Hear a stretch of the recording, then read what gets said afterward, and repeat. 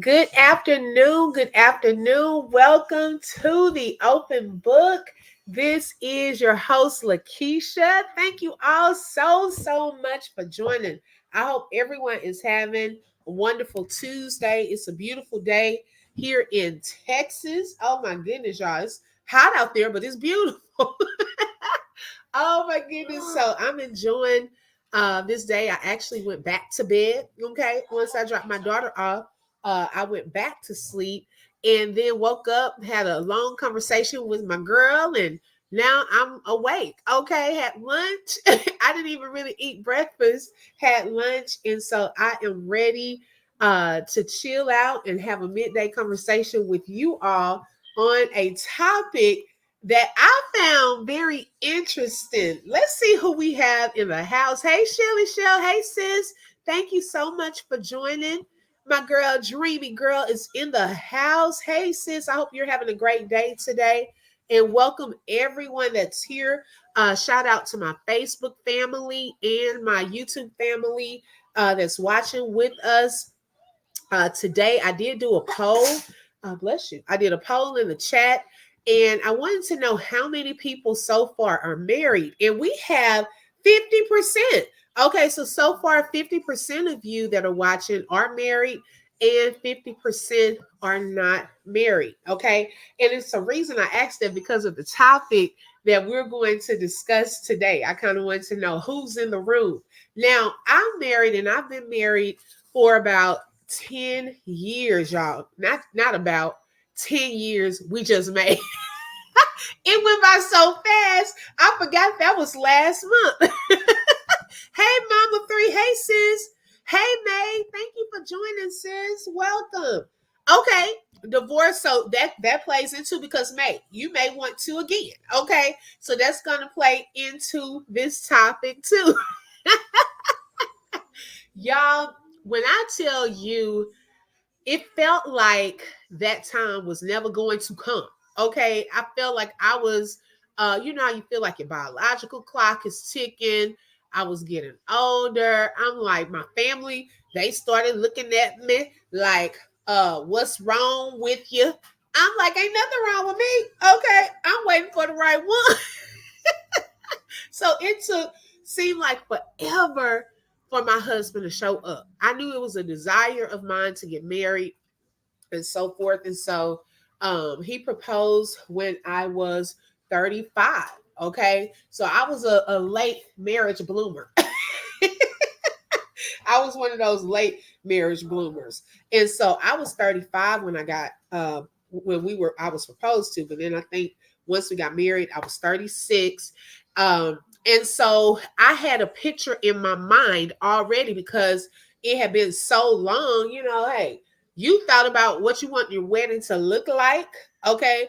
Now where we wanted to have it kind of was a discussion because my family lived in Houston. His family lived here in the Dallas area. So we had to determine, are we going to get married here or there? So we went with my family because I was the bride. Okay. We're going to go there. Okay. Oh, wow, May. Thank you so much. That was a blessing to be married for 18 years. Wow. Because y'all, 10 in itself. I told my husband, because y'all know my husband, some of y'all may not know, he was in the hospital on our 10-year anniversary. So we're actually going to celebrate. We got to find, some time because now school is starting back and stuff like that. So we just got to find time to celebrate. But I was telling my husband in our short, because to me, I have family members that have been married for 50 plus years. So I look at 10 like, wow, that's kind of like a small chunk, but it's really not, because some people barely make it through the first year. And I'm grateful and thankful to God for getting, through year 10. But it felt like we had gone through a lot of major things like miscarriages. We had to learn how to effectively co-parent with his ex-wife, because my husband has been married before. So it was like different tests and growth, and uh the kids and things of that sort that we've gone through in 10 years. And it seemed like it almost went by fast. But yeah, it was a lot. It wasn't bad, but it was a lot. And it's not just for us, because I know a lot of times the trials and tribulations that we go through, uh is not just for you, it's for someone else. And so our wedding, y'all, planning a wedding takes a lot more than unless you want to do it the easier route, which my mom, before she passed away, her and my stepfather, they were married, I think 26 years. I think 26 to 27 years. They went to the courthouse. Okay. A lot of people don't want to do it that way, but that's more of the economical, quick way. Hey, Lolo. Hey, sis. Thank you for joining, sis. And so they did it that way. And, hey, they didn't spend a lot of money, and they were together for a long time. And so, in my wedding, so I had it in my mind years and years before of what type of dress I wanted, where, how many people I wanted to invite, and so forth. But when you get to the actual planning part, you start to see that it's more expensive than what you think. So you have to come up with a budget and so forth. Yes, it takes a lot, and it can be expensive. And so, of course, we would have to, count the cost of travel and all of that. And it can get a little pricey, especially the more people you invite, the more the expenses go up. And so I noticed recently there was an article, okay, because this is starting to be, I guess, more of a trend, because things are getting so much more expensive, and people still have their dreams, okay, the dream of getting married, to consider. They're starting to now charge their guests, okay. I was like, well, where was this trend at 10 years ago? I mean, had I known that this was an option, I probably would, me and my husband, we may have considered it. Okay. And we may, like I told y'all the other day, we could have had like the great value, the great value fee, where it's not just so much.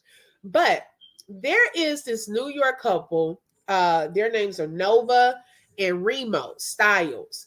And they've gone viral because they were charging their wedding guests a fee to attend their celebration. Now, their wedding, the total wedding cost was $70,000. Whew. Now, first of all, that was not our budget. Okay. we didn't choose to go that high. Okay. But there are some people, y'all, that will, come up with all of these extravagant ideas, and nothing wrong with that. Extravagant dress and the place and location. And sometimes you have to question, are you doing that for you or for the people? Those of you who have not gotten married, these are some questions to think about. And then, even if you are married, was this a question in your mind? Okay. What are we paying for? And I had to even check myself during my wedding planning time. Let me consider what is economical for me and my husband, because you have to consider, although it's a very important day, that is a 1 day thing. And you want to make sure that after that, you then have finances to take care of your bills, your honeymoon, consider all of those things that are going to come. And so, some people, they are looking forward to that experience, but are you looking forward to just the wedding or the marriage itself? And so just thinking about that in advance could also help when you get to the planning part. Is this something that I want to consider? Do I want to pay $100,000 for a wedding dress? I used to work at David's Bridal. I don't know if y'all have heard of David's Bridal. when I was actually I was doing a part-time job there while I was working for the bank. And I remember while I was at work some days, I would just go through and look at all of the beautiful dresses, like daydreaming about one day I'm gonna come and I'm gonna get this dress and try it on and so forth. Do y'all know that is actually where I got my wedding dress from? That same David's bridal. And I walked in there and I said, wow, it's finally my turn. Even when I worked there, I made sure that the brides were happy. You know, I would pump them up, you know, be so excited for them. And I was so happy when it was finally my turn.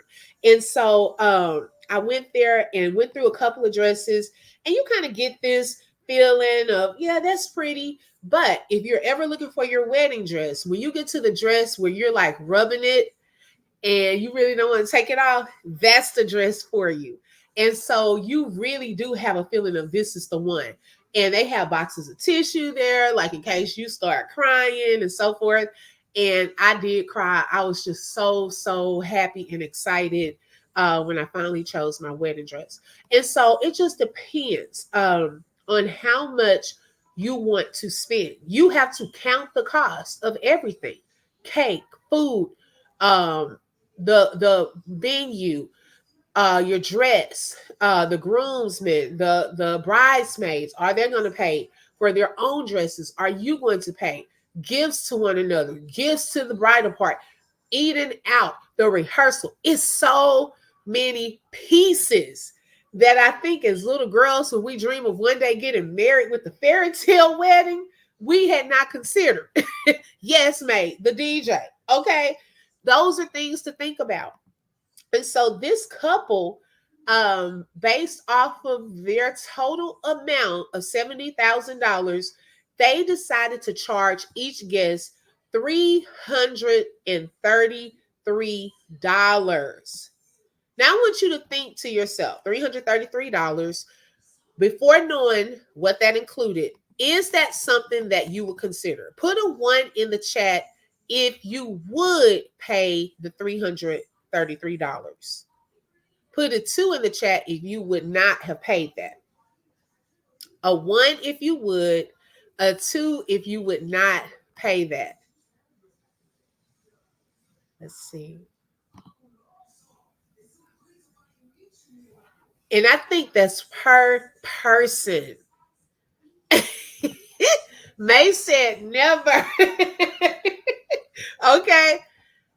I mean, it just really depends on if you have it too, because you have to consider, do you have it? Okay. And what is included? Now, this particular couple, they got married last year. Okay. And so people are just now kind of talking more about it because it has sparked conversations across social media. And so Nova, she explained their rationale by comparing their wedding to a premium concert experience. They invited y'all 350 people. Guess how many people actually paid the fee and showed up out of 350 people? Only 60 people showed up. Shelly said, 1, it depends on who's getting married. Right. Who's getting married? Okay, right. Then you have to get a gift. That's something else to think about. Exactly. So 60 people actually did come, you know, they paid the fee. So then people wanted to know what was included with that $333 ticket. So the Styles offered a memorable experience that included a spot on a double-decker tour bus, a delicious steak and lobster dinner, and a 12-hour adventure exploring New York City. Now, do you think that that is worth it now? Like you're getting a chance to see your friends get married. You get to get this double-decker tour bus. You're having steak and lobster, and then you have a 12-hour adventure. Would it be worth it then? Yes, girl, 60 people. Okay. That's the thing. Now, if you're getting a lot of that, I would probably go from a 1 to, 1.75. Consider, because you are at least getting more than I'm coming to see you get married and I'm just sitting there and then I get a plate of food. Okay. But they made it to where the people got an experience. Now there's also another couple that their wedding is between $100,000 and $200,000. They are charging $450,000. Okay, so the price is a little, pricier.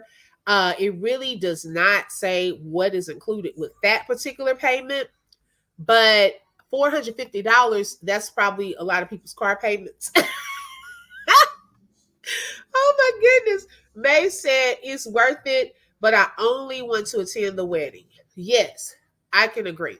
I can agree. Because some people have kids, and y'all, that's a whole other conversation. When you get the invitations, some people say no kids are allowed. And that has been a little point of debate. Should I be able to bring my children to a wedding? Because what if you don't have a babysitter? But then some people are like, no, children allowed. We don't have daycare.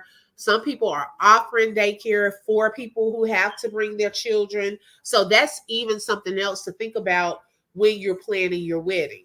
And so those are, I just thought that that was an interesting topic, because had I known 10 years ago, I may not charge $333, but maybe, $50.